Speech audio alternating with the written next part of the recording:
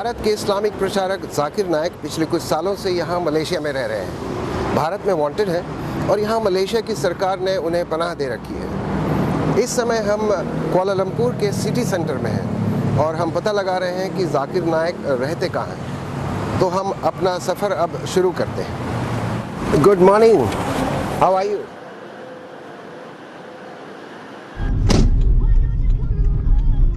इस वक्त हमने अपना सफ़र कुआलालंपुर से शुरू किया है और हमें पता चला है कि वो पुत्रजाया इलाके में रहते हैं, जो यहाँ से 40 मिनट की दूरी पर है।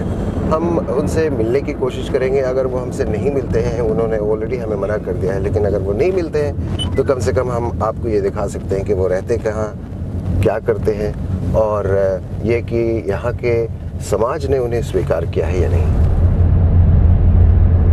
40 मिनट के सफ़र के बाद कुआलालंपुर से हम यहाँ पुत्रजाया पहुँचे हैं। ये बड़ी मस्जिद पीछे आप देख रहे हैं, ये पुत्रजाया मस्जिद है, जहाँ पर हमें पता लगा है कि जाकिर नाइक नमाज़ पढ़ने जुमे की यहाँ पर आते हैं। कुछ समय अभी नमाज में बाकी है और हम उनका इंतज़ार कर रहे हैं। जाकिर नाइक अब मस्जिद के अंदर दाखिल हो रहे हैं।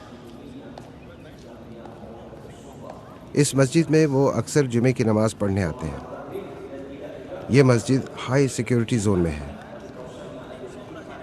पुत्रजाया मॉडर्न मलेशिया की राजधानी है।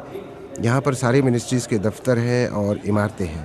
प्रधानमंत्री का भी दफ्तर यहीं है। यहाँ तो उनसे मिलना मुश्किल है। हम उनके घर जाकर उनसे मिलने की कोशिश करेंगे।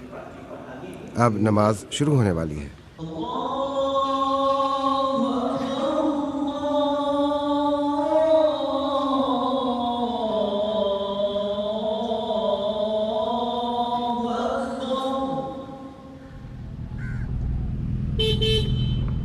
इस वक्त हम पुत्रजाया में हैं और तमारा रेसिडेंस के बाहर है, जहां पर जाकिर नाइक रहते हैं अपनी पत्नी और अपनी बेटी के साथ। जुबैर अहमद। हम अंदर गए थे, सिक्योरिटी वालों ने हमें रोक दिया जाने से और हमसे ये कहा गया है कि हम थोड़ी देर में आए। कुछ घंटे बाद हमें अंदर बुलाया गया।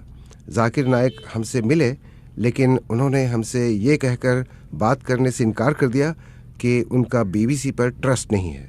जुबैर अहमद, बीबीसी